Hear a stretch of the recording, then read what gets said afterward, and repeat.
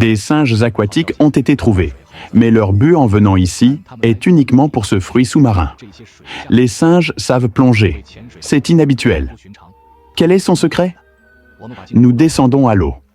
Il s'est avéré qu'il ne s'agissait que d'un groupe de macaques inoffensifs. Les nénuphars de l'étang de la forêt ont fleuri tranquillement et un groupe de macaques a été le premier à découvrir ce trésor. Cela ressemble à un gros repas. L'étang aux nénuphars abritait autrefois des prédateurs, mais aujourd'hui, la plage semble sûre. Cependant, les macaques ne s'intéressent généralement pas aux fleurs de nénuphars. Ce qu'ils aiment, ce sont les graines de nénuphars, mais les gousses matures de nénuphars sont cachées sous l'eau. Si certains macaques ne veulent pas avoir les cheveux mouillés, ils peuvent simplement manger des fleurs de nénuphars. Mais cela ne fait que vous mettre en appétit et vous mangez davantage.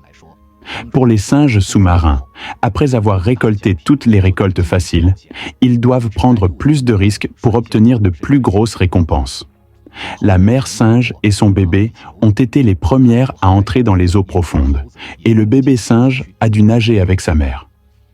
Voyant un singe prendre les devants, les petits singes le suivirent également dans les eaux profondes. Mais même les singes les plus courageux hésitent avant de faire leur premier plongeon. Cependant, il a choisi de franchir cette étape pour le bien des gousses dodues de nénuphars. Je savais enfin d'où venait la légende des singes d'eau, mais ils ne faisaient rien de mal du tout. Ils voulaient juste se remplir le ventre. Bien que certains macaques plongent dans l'eau pour la première fois, ils possèdent d'étonnants talents de plongeurs. Il y a certainement beaucoup plus de nourriture sous l'eau qu'en surface. Les gousses de graines de nénuphars rares trouvées sur l'eau sont partout ici. De plus en plus de macaques découvrent que sauter dans l'eau est une entreprise rentable, car presque tous les singes qui débarquent ont une grosse prise. Bientôt, tous les macaques rejoignirent l'équipe de plongée. Cependant, alors que tout le monde oubliait de ramasser les graines de nénuphars, une créature terrifiante s'approcha tranquillement de l'eau.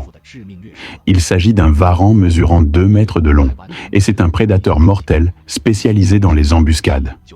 Les macaques ignoraient complètement le danger imminent. L'arme la plus meurtrière du varan est l'attaque surprise. Bientôt, elle avait déjà choisi la proie du jour.